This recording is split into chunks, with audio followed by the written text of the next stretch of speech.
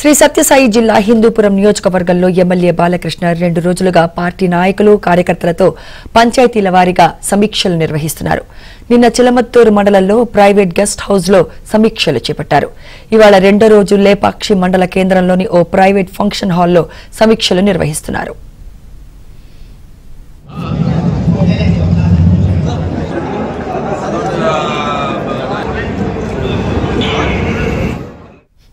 పార్టీలో కింది స్థాయి కార్యకర్తలకు నాయకులు సరైన ప్రాధాన్యత ఇస్తున్నారా లేదా అని అడిగి తెలుసుకుంటున్నారు.